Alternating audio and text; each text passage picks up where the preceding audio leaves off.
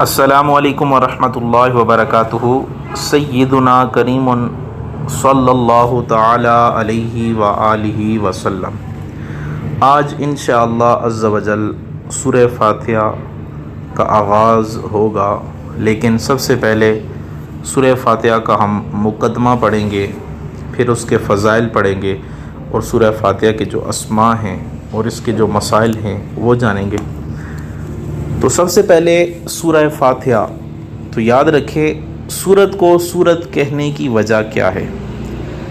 سورت کا جو مادہ ہے وہ سین و را ہے، اور سور کا معنی بلندی، برتری، شرف، فضیلت، سطوت و شوکت، جاہ و جلال، زور اور دبدبہ ہے۔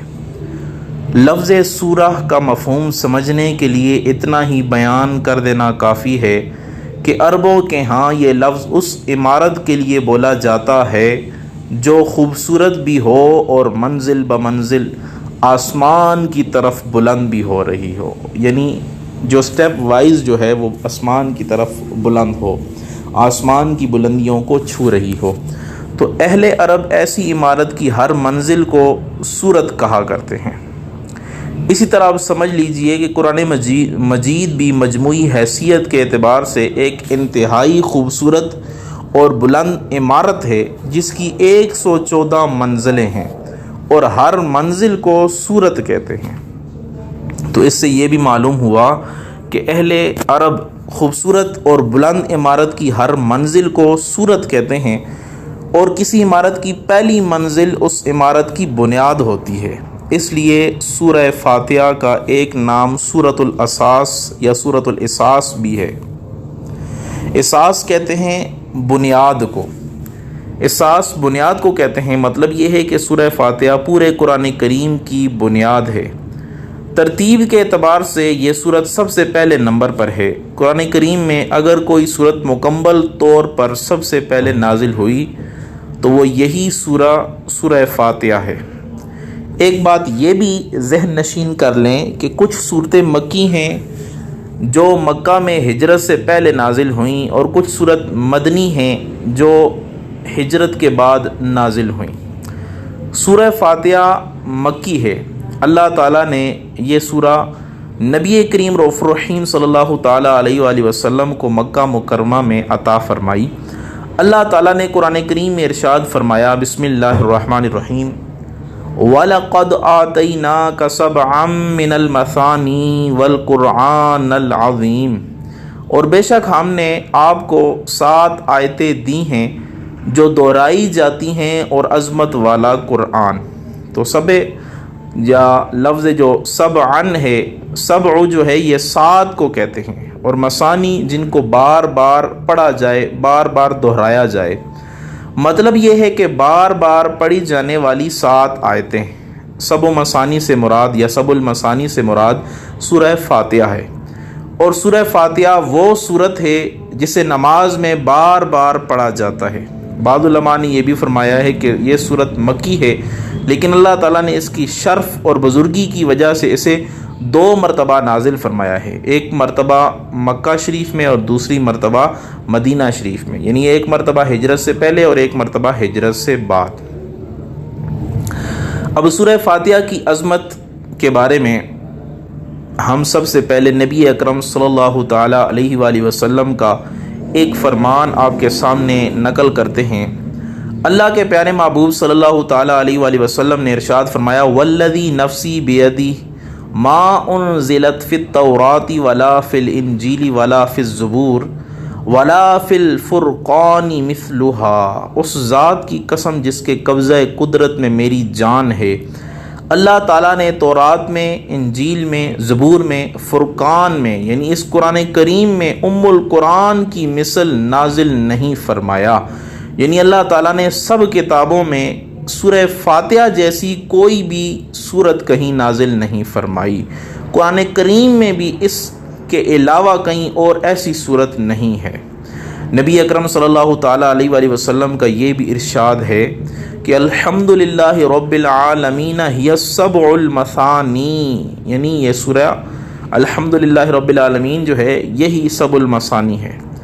اور نبی کریم رؤوف الرحیم صلی اللہ تعالیٰ علیہ وآلہ وسلم ایک شخص کی طرف توجہ فرمائی اور ارشاد فرمایا الا اخبرک بافضل القرآن، کیا میں تمہیں افضل قرآن کی یا افضل القرآن کی خبر نہ دوں، یعنی قرآن کا جو بہتر حصہ ہے اس کی خبر نہ دوں۔ حضرت انس فرماتے ہیں نبی کریم رؤوف الرحیم صلی اللہ تعالیٰ علیہ وآلہ وسلم نے اس آدمی پر الحمدللہ رب العالمین کی تلاوت فرمائی، یعنی اس کے سامنے یہ سورت تلاوت فرمائی کہ یہ افضل القرآن ہے۔ اور حضرت ابو سعید بن معلا بیان کرتے ہیں رضی اللہ تعالیٰ عنہ کہ نبی کریم رؤوف الرحیم صلی اللہ تعالیٰ علیہ وآلہ وسلم نے مجھ سے فرمایا میں تجھے تیرے مسجد سے نکلنے سے پہلے قرآن کی سب سے عظمت والی سورت سکھاؤں گا۔ تو حضرت ابو سعید فرماتے ہیں پھر نبی کریم رؤوف الرحیم صلی اللہ تعالیٰ علیہ وآلہ وسلم نے میرا ہاتھ پکڑ لیا۔ جب نبی کریم رؤوف الرحیم صلی اللہ تعالیٰ علیہ وآلہ وسلم مسجد سے نکلنے کا ارادہ کیا تو میں نے عرض کی الم تقل لأعلمنک سورۃ ہی اعظم سورۃ فی القرآن، کیا آپ نے یہ نہیں فرمایا تھا کہ میں تجھے قرآن کی سب سے عظمت والی سورت سکھاؤں گا؟ نبی کریم رؤوف الرحیم صلی اللہ تعالیٰ علیہ وآلہ وسلم نے فرمایا الحمدللہ رب العالمین، یعنی حضور علیہ الصلوۃ والسلام نے اس کے سامنے سورہ فاتحہ تلاوت فرمائی تو وہ سمجھ گیا کہ قرآن کریم میں سب سے عظمت والی سورت جو ہے وہ سورہ فاتحہ ہے۔ اور نبی کریم رؤوف الرحیم صلی اللہ تعالیٰ علیہ وآلہ وسلم کا ایک اور فرمان ہے کہ ان اللہ تعالی اعطانی فیما من به علی انی اعطیتک فاتحۃ الکتاب وہی کنز من کنوز عرشی، بے شک اللہ تعالیٰ نے مجھے کچھ ایسی چیزیں عطا فرمائیں جن کی وجہ سے مجھ پر احسان کیا یا احسان فرمایا۔ بے شک اللہ تعالیٰ نے فرمایا کہ بے شک میں نے تجھے فاتحۃ الکتاب عطا کی ہے اور یہ فاتحۃ الکتاب میرے عرش کے خزانوں میں سے ایک خزانہ ہے، اس وجہ سے اس کو سورۃ الخزانہ یا سورۃ الکنز کہتے ہیں، اور کنز کا مطلب خزانہ ہوتا ہے۔ ایک اور حدیث پاک سماعت فرمائیں، حضور علیہ الصلوۃ والسلام نے فرمایا وَلَوْ أَنَّ فَاتِحَةَ الْكِتَابِ جُعِلَتْ فِي كِفَّةِ الْمِيزَانِ وَجُعِلَ الْقُرْآنُ فِي الْكِفَّةِ الْأُخْرَى لَفَضَلَتْ فَاتِحَةُ الْكِتَابِ عَلَى الْقُرْآنِ 7 مرات۔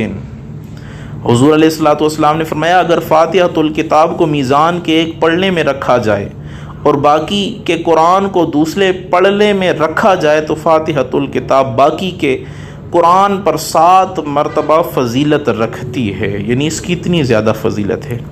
اور حضرت حسن بصری رحمۃ اللہ تعالیٰ علیہ فرماتے ہیں اللہ تعالیٰ نے 104 کتابیں نازل فرمائیں، ان 104 کتابوں کے علوم 4 کتابوں یعنی تورات، زبور، انجیل، فرقان میں رکھ دیے، پھر تورات، زبور اور انجیل کے علوم جتنے بھی تھے فرقان یعنی قرآن کریم میں رکھ دیے، پھر قرآن کے علوم مفصل صورتوں میں رکھ دیے، پھر مفصل یعنی طویل جو صورتیں ہیں، پھر طویل صورتوں کے علوم فاتحۃ الکتاب میں یعنی سورہ فاتحہ میں رکھ دیے۔ جس نے سورہ فاتحہ کی تفسیر سیکھ لی گویا اس نے ان تمام کتب کی تفسیر سیکھ لی۔ تو اس سورت کی کتنی فضیلت ہے۔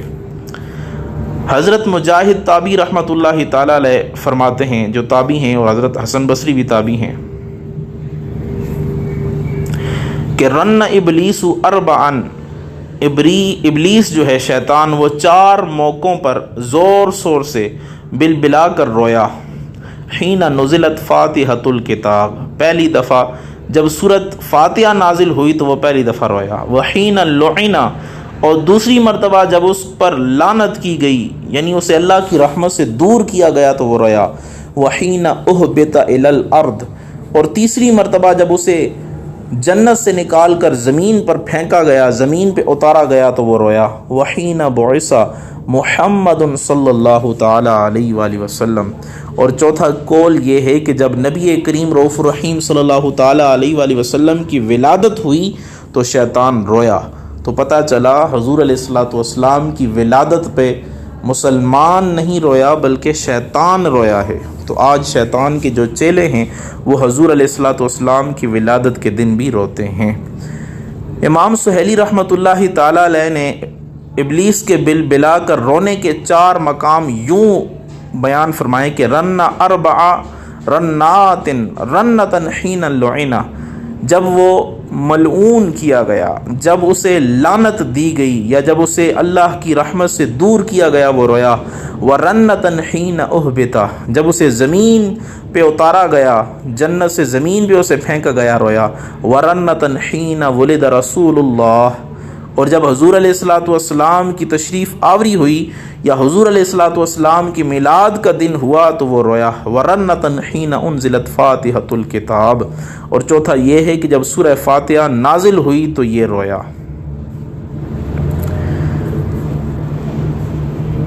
سورہ فاتحہ کے نزول پر شیطان کیوں رویا؟ یہ سوال پیدا ہوتا ہے۔ اللہ تعالیٰ نے ارشاد فرمایا ان الشیطان للانسان عدو مبین، بے شک شیطان انسان کا کھلا دشمن ہے۔ تو شیطان کی پوری کوشش رہتی ہے کہ رحمان کے بندے دوزخی بن جائیں، کیونکہ وہ اکیلا دوزخ میں جانا نہیں چاہتا، تو وہ چاہتا ہے کہ رحمان کے بندے بھی میرے ساتھ ہو کر دوزخ میں جائیں۔ اور جب سورہ فاتحہ نازل ہوئی تو اس کے منصوبے کو زبردست ایک دھچکا لگا، جس کی وجہ سے یہ بل بلا کر رونے لگا اور اس نے خوب واویلا کیا۔ اور تفسیر کبیر میں ہے کہ حضرت جبریل علیہ الصلاۃ والسلام نے نبی کریم رؤوف الرحیم صلی اللہ تعالیٰ علیہ وآلہ وسلم سے عرض کیا کنت اخشى العذاب علی امتک فلما نزلت الفاتحۃ امنت، کہ اے آقا کریم صلی اللہ تعالیٰ علیہ وآلہ وسلم، میں آپ کی امت پر عذاب کا خوف کرتا تھا، لیکن جب سے سورہ فاتحہ نازل ہوئی ہے میرا خوف دور ہو گیا ہے۔ قال لما یا جبریل، نبی کریم رؤوف الرحیم صلی اللہ تعالیٰ علیہ وآلہ وسلم نے پوچھا ہے جبریل کیوں، کیا وجہ ہے؟ حضرت جبریل نے عرض کی اس لیے کہ اللہ تعالیٰ نے ارشاد فرمایا بے شک جہنم اور ان سب کا وعدہ ہے، اس کے 7 دروازے ہیں اور ہر دروازے کے لیے ان میں سے ایک حصہ جو ہے وہ الگ الگ ہے، اور سورہ فاتحہ کی بھی 7 آیتیں ہیں، تو جو ان 7 آیتوں کو پڑھے گا تو ہر آیت جہنم کے ہر دروازے پر پردہ بن جائے گی اور آپ کی امت جہنم کے دروازوں پر سے سلامتی کے ساتھ گزر جائے گی۔ یہ حدیث پاک جو ہے یہ تفسیر کبیر میں موجود ہے۔ اس کے علاوہ سورہ فاتحہ کے نام کتنے ہیں؟ تو سورہ فاتحہ کے کئی نام ہیں، اور کسی چیز کے متعدد نام اس چیز کی عظمت پر دلالت کرتے ہیں۔ سورہ فاتحہ کے متعدد نام بھی اس کی عظمت پر دلالت کرتے ہیں کہ جتنے زیادہ نام ہیں اتنی ہی زیادہ اس کی فضیلت ہے۔ اور سورہ فاتحہ کا ایک نام فاتحۃ الکتاب ہے، یہ نام خود نبی کریم رؤوف الرحیم صلی اللہ تعالیٰ علیہ وآلہ وسلم نے رکھا ہے۔ فاتحۃ الکتاب کا معنی ہے کتاب کی ابتدا یا کتاب کا خطبہ یا دیباچہ۔ یہ نام اس بات کی دلیل ہے کہ قرآن کریم کی صورتوں کی ترتیب بھی خود نبی کریم رؤوف الرحیم صلی اللہ تعالیٰ علیہ وآلہ وسلم نے ترتیب اس کو دیا ہے یا ترتیب سے اس کو اسی طرح رکھا ہے۔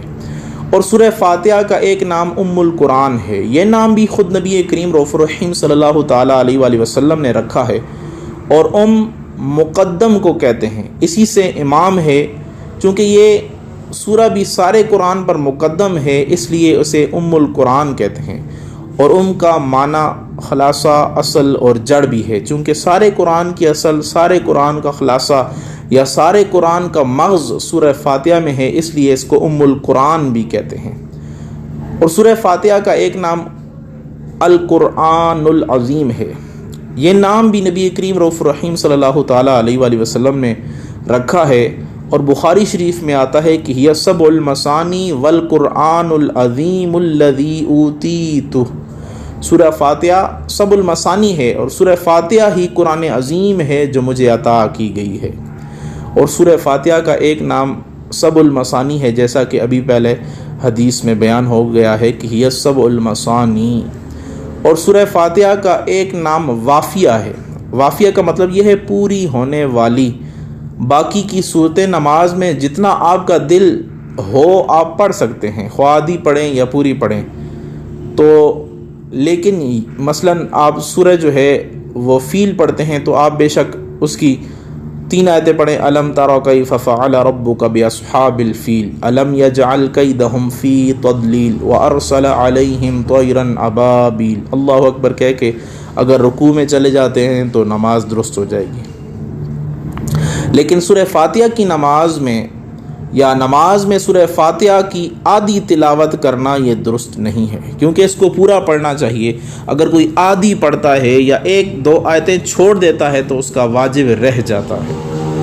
اور سورہ فاتحہ کا ایک نام کافیہ ہے، یعنی یہ کفایت کرنے والی ہے۔ یہ سورت خیرات و برکات کے حصول کے لیے کافی ہے، اس لیے اس کو کافیہ بھی کہتے ہیں۔ اور سورہ فاتحہ کا ایک نام اساس ہے، یعنی بنیاد، جیسا کہ پہلے میں نے اس کو بیان کر دیا ہے۔ اور سورہ فاتحہ کا ایک نام شفا ہے۔ حضرت عبد الملک بن عمیر رضی اللہ تعالیٰ عنہ بیان کرتے ہیں، نبی کریم رؤوف الرحیم صلی اللہ تعالیٰ علیہ وآلہ وسلم نے ارشاد فرمایا، فاتحۃ الکتاب شفاء من کل داء۔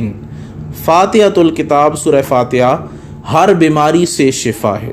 اور ہمارے بزرگ ایک وظیفہ بتایا کرتے تھے کہ اگر کوئی اس وظیفے کو پڑھ لے تو اللہ تعالیٰ ہر بیماری سے شفا عطا فرما دیتا ہے۔ وظیفہ یہ ہے کہ فجر کی سنتیں پڑھ کر کسی سے بات نہیں کرنی، اور فجر کی جماعت تک 41 دن 41 مرتبہ سورہ فاتحہ پڑھنی ہے۔ اور سورہ فاتحہ پڑھنے کا طریقہ یہ ہے کہ اول و آخر درود پاک پڑھیں، پہلی بار تعوذ بھی پڑھیں، اور بسم اللہ بھی، جب باقی کی 40 بار صرف بسم اللہ پڑھے، اور ہر مرتبہ بسم اللہ اس طرح پڑھے کہ الرحمن الرحیم کا جو میم ہے وہ الحمد کے لام کے ساتھ مل جائے، یعنی بسم اللہ الرحمن الرحیم الحمد۔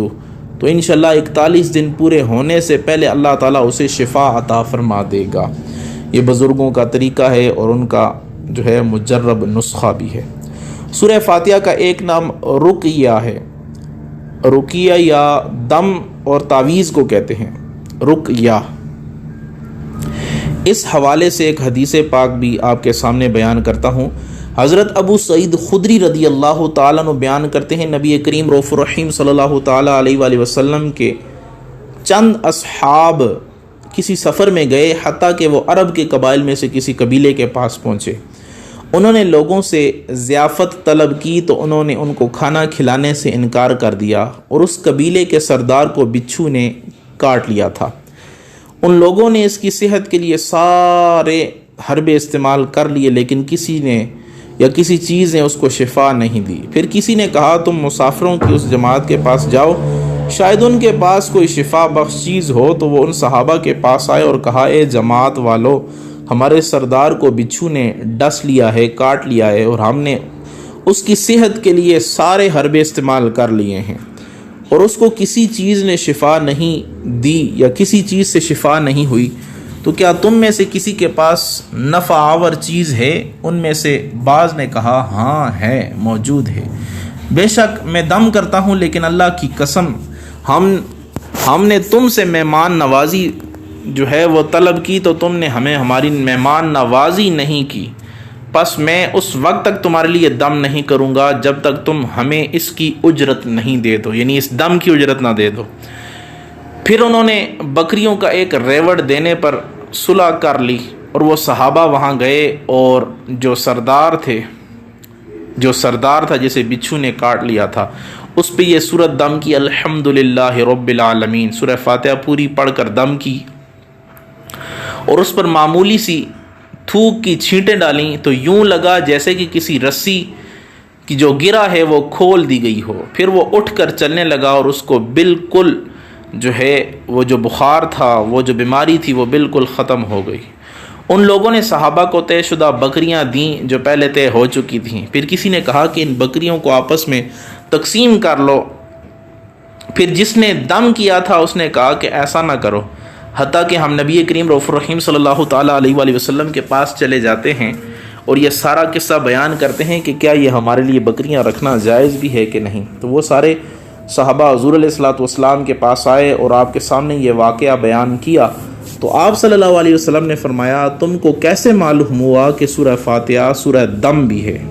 پھر فرمایا، تم نے ٹھیک کیا، ان بکریوں کو تقسیم کر لو اور اپنے حصے کے ساتھ میرا حصہ بھی ملا لو۔ پھر رسول اللہ صلی اللہ تعالیٰ علیہ وآلہ وسلم مسکرانے لگے۔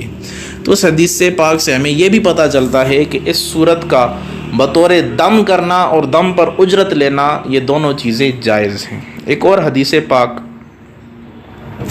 حضرت خارجہ بن السلط تمیمی رضی اللہ تعالیٰ عنہ اپنے چچا سے روایت کرتے ہیں کہ ان کے چچا نبی کریم رؤوف الرحیم صلی اللہ تعالیٰ علیہ وآلہ وسلم کے پاس آئے اور اسلام قبول کر لیا۔ پھر جب آپ کے پاس سے واپسی لوٹے تو ایک قوم کے پاس سے گزرے جن میں سے ایک پاگل شخص تھا جسے زنجیروں سے باندھا ہوا تھا۔ اس کے گھر والوں نے کہا بے شک آپ کے یہ صاحب یعنی نبی کریم رؤوف الرحیم صلی اللہ علیہ وسلم خیر کے ساتھ تشریف لائے ہیں، کیا آپ کے پاس کوئی ایسی چیز ہے جس سے آپ اس کا علاج کر سکیں؟ خارجہ بن سلط نے یا اس کے چچا کہتے ہیں کہ میں نے فاتحۃ الکتاب پڑھ کر دم کیا تو وہ فوراً ٹھیک ہو گیا۔ انہوں نے مجھے 100 بکریاں دی، میں رسول اللہ صلی اللہ علیہ وسلم کے پاس آیا اور آپ کو اس بات کی خبر دی تو آپ علیہ الصلوۃ والسلام نے فرمایا تم نے صرف یہی سورت پڑھی ہے؟ اور ایک روایت کے مطابق الفاظ یہ ہیں، نبی کریم رؤوف الرحیم صلی اللہ علیہ وسلم نے پوچھا کہ تو نے اس کے علاوہ کچھ اور نہیں پڑھا؟ تو خارجہ کے چچا نے عرض کی نہیں۔ تو آقا صلی اللہ تعالیٰ علیہ وآلہ وسلم نے فرمایا ان بکریوں کو لے لو اور میری عمر کی قسم لوگ تو باطل دم کر کے کھاتے ہیں اور تم نے تو سچا دم کر کے کھایا ہے۔ تو اس سے یہ مسئلہ بھی معلوم ہوا کہ سچے کلمات پڑھ کر دم کرنا گناہ نہیں ہے۔ اگر قرآن کے الفاظ یا مقدس تحریر لکھ کر تعویذ بنایا جائے تو یہ شرک نہیں ہے بلکہ عین شریعت کے مطابق ہے۔ اور اس صورت کو سورۃ الصلاۃ بھی کہتے ہیں، اور ایک حدیث پاک میں آتا ہے کہ قسمت الصلاۃ بینی و بین عبدی نصفین، کہ میں نے سورت کو یعنی اس سورہ فاتحہ کو اپنے اور اپنے بندے کے درمیان آدھا آدھا تقسیم کر دیا ہے، میرا یا میرے بندے کا ہے جو اس نے مجھ سے مانگا، یعنی آدھا میرے بندے کا ہے، اس میں آدھا حصہ میرے بندے کا ہے جو اس نے مانگا۔ اور جب بندہ اللہ کی بارگاہ میں کہتا ہے الحمدللہ رب العالمین تو اللہ تعالیٰ فرماتا ہے میرے بندے نے میری حمد کی ہے، اور جب بندہ کہتا ہے الرحمن الرحیم تو اللہ فرماتا ہے میرے بندے نے میری ثنا کی ہے، اور جب بندہ کہتا ہے مالک یوم الدین تو اللہ فرماتا ہے میرے بندے نے میری بزرگی بیان کی ہے، اور ایک بار فرمایا میرے بندے نے اپنے معاملات میرے سپرد کر دیے ہیں۔ جب بندہ کہتا ہے ایاک نعبد و ایاک نستعین تو اللہ فرماتا ہے یہ میرے اور میرے بندے کے درمیان اور میرے بندے کے لیے ہے جس کا اس نے سوال کیا، یعنی میرے اور میرے بندے کے درمیان یہ راز ہے، جو کچھ اس نے سوال کیا میں اسے عطا کر دوں گا۔ اور جب بندہ کہتا ہے اہدنا الصراط المستقیم صراط الذین انعمت علیہم غیر المغضوب علیہم ولا الضالین تو اللہ فرماتا ہے یہ میرے بندے کے لیے ہے اور میرے بندے کا ہے جس کا اس نے مجھ سے سوال کیا ہے۔